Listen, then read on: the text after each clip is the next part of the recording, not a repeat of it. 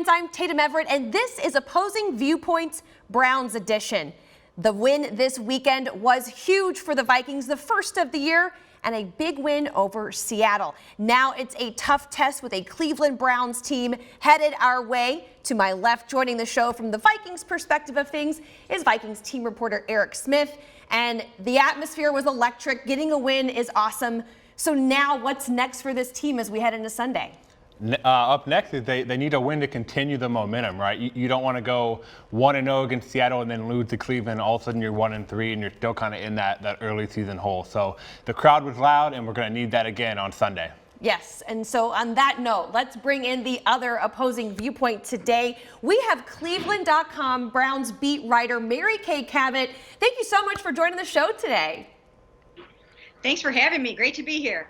Yeah, we look forward to seeing you this weekend as well as that Cleveland Browns team. And Kay, you've been covering this organization for 30 years, 3 decades. And so you've seen some stinker seasons, some good times, and obviously with Kevin Stefanski taking the reins of this organization, he's really turned things around. What do you think makes Kevin Stefanski effective for this organization? Well, I think one of the things about Kevin Stefanski that you guys all know so well there is the fact that he's just incredibly organized. He's unflappable. He knows every attention to detail. He wants everything to be just so. When I watch the practices, I go out to practice every single day, and I just watch how efficient the practices are. I mean, every 30 seconds they have or a couple minutes, they have stations, and these guys will just go from station to station to station. And just the early part of practice that's open to us, it's like nothing I've ever seen before. The training camp practices were the same. I mean, he had to guide this football team through COVID-19 last year in his very first season as an NFL coach. He did a remarkable job. I'm very impressed. Well, Kay, you mentioned his attention to detail and how focused he is. I think a lot of that has to do with the fact that he began his coaching career in the NFL with the Vikings as an intern, under former Vikings head coach Brad Childress. He was an intern. His job was literally to pick people up from the airport or, to help determine the weather report for practice. Like, he literally started at the bottom. And it's no surprise, I think, to the people inside this building that he's a head coach. And it's no surprise that he's doing well. I think for a long time, a lot of people thought he would be a head coach one day. So for him to be the coach of the year as a rookie head coach and to have all the success he's had, I think people here are not surprised at all, and we're all excited to see him on Sunday. Yes, Kevin Stefanski, 14 seasons here in Minnesota before becoming the head coach of the Cleveland Browns. So he might know or have a few tips for his defense on how to handle this Vikings offense. But when you got a guy like Myles Garrett who's coming off such a big game, Kay, he may not even need to handle those tips over. Yeah, you know what? It was an incredible performance by the Cleveland Browns defense coming off of that 26-6 victory over the Bears. Myles broke free for 4.5 sacks. It was just a bust-out game for Myles, who put himself firmly in the conversation for NFL Defensive Player of the Year. The Browns had 9 sacks overall. But having said that, a lot of it had to do with the fact that they were playing a completely overwhelmed rookie quarterback who held the ball too long. They did not have a good game plan for him whatsoever. They never made the adjustments. People were calling for Matt Nagy to get fired after that game. You cannot let Myles Garrett eat like that. I mean, you just can't. There's no way that you're going to be running a successful offense if you don't chip him, double team him, and do whatever else it takes to stop this man. Well, I don't think Myles Garrett will be facing a rookie on Sunday, obviously, and Kirk Cousins, who is very well aware of Garrett and Clowney and the rest of the good players on defense. For my money, Garrett is probably the best defensive player that the Vikings will see all season. So it's going to be a very tall task. But Kirk Cousins is playing so well and so efficient right now that gives the offense confidence going into Sunday's game. I mean, Kirk has 8 touchdowns, no interceptions. He's getting rid of the ball fast. He's spreading the ball around. And one thing, a big storyline this week in Minnesota is that Kirk Cousins and Mike Zimmer have been doing weekly film sessions this season that they haven't necessarily done a lot of in the past. So every Thursday, Zimmer and Cousins will get together and watch film of the opposing defense, of the Vikings offense, and just kind of get on the same page as we go into Sunday. Like I said, that hasn't been something they've done in the past, but it's working so far. And Zimmer said that's not the reason that Cousins is playing so well. You know, he has just kind of elevated his game on the field. It certainly doesn't help. And against Myles Garrett and Clowney and that really good Browns defense, Kirk is going to need to be at his best again on Sunday at home. Yes, keyed in as this Browns defense is on Kirk, the Minnesota defensive line will have their hands full with Baker Mayfield, who really fits well into Kevin Stefanski's system. Mary Kay even going as far as Baker this week saying, "We know our identity."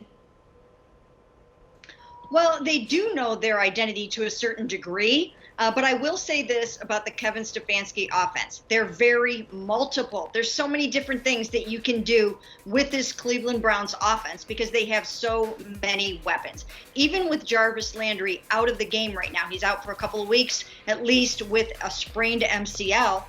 There are just a ton of weapons on this football team and so many places to go with the ball. Odell Beckham Jr. is back. He's got his speed, he's got his agility, he's got his great hands. They added a young rookie in Anthony Schwartz that he can bring a lot of speed to and stretch a defense. You obviously have the two really good tight ends, actually three really good tight ends, but David Njoku, Austin Hooper, and then of course you can't forget the two-headed monster of Nick Chubb and Kareem Hunt. And Kareem, speaking of monsters, is coming off a monster game in which he combined for 155 yards, about half rushing, half receiving. I wrote a column yesterday saying that he's arguably their best offensive weapon right now because he can do so many things. Well, Mike Zimmer took note of that too, Mary Kay, and when he had his press conference earlier this week, he rattled off all those names that you mentioned. But I think the big focus for the Vikings defense heading into Sunday is they need to play a full 60-minute effort, and that was not the case on Sunday against Seattle. The first half was pretty bad. The Vikings gave up over 300 yards of offense, 17 points. It was kind of leaky all over the place. But they turned it around, had a nice rah-rah halftime speech and only gave up 81 yards in the second half. And that's fine because the Vikings, offense was playing so well, they held the ball and they got the win. But that's not going to work against the Browns. Mary Kay rattles off all those names. The Browns offense is too balanced and too multiple, as she said, for that to happen. So the Vikings have got to be ready to go from play one, from the opening kickoff. And if not, then, the Browns are a better team than Seattle, and they're going to make for a long day. So the focus for Minnesota's defense on Sunday is a full 60-minute effort. All right, Mary Kay, we've hit the time in the show where we give our hot takes. We call it Hot Take Thursday, so we'll let you have the floor on this one. Yeah, you know what? My hot take is I think that OBJ is going to catch a touchdown pass in this game of 40-plus yards. Baker Mayfield likes to take shots downfield to OBJ. They weren't able to connect on one of those for a touchdown last week, but I think this is the week that they're going to hit it. Last week was OBJ's first game back. He played a lot of snaps, 52 snaps he was out there. And these guys can just really get hot together. I think they're ready to roll. I think you'll see a big touchdown between the two. Speaking of taking shots, Eric, your shot on a hot take. Yeah, I think that Baker is going to take that shot, but my hot take is the Vikings are going to have 2 turnovers and 2 takeaways against the Browns offense. I asked Patrick Peterson this morning about Baker Mayfield and, asked what his style of play is, and Peterson said he's a gunslinger. He likes to kind of throw the ball all around the yard. I think with the fact the game is at home, it's going to be a loud crowd. The Vikings always have a good third down defense under Mike Zimmer. I think they can rattle Baker just a little bit to maybe throw 1 or 2 interceptions, maybe try to get a fumble in there. The Vikings defense hasn't had a lot of takeaways so far this season. And if they can get 2, then I think they can really kind of turn the tide of the game and kind of rattle Baker. And finally, before we end tonight, Mary Kay, we'd like to know if the Browns win if. One of the best formulas for the Browns to win a football game is for Nick Chubb to rush for 100 yards or more. When he does that, the Browns almost always win the game. Nick is their workhorse back. He gets stronger in the fourth quarter than he was at any point in the first half of the game. That always seems to happen, and when you've got that 1-2 punch of Kareem and Nick, it can be lethal when you get to the second half. So if they get Nick rolling downhill and get him over 100 yards, they'll win the game. Eric, we got to do the Vikings side of things. So the Vikings win if.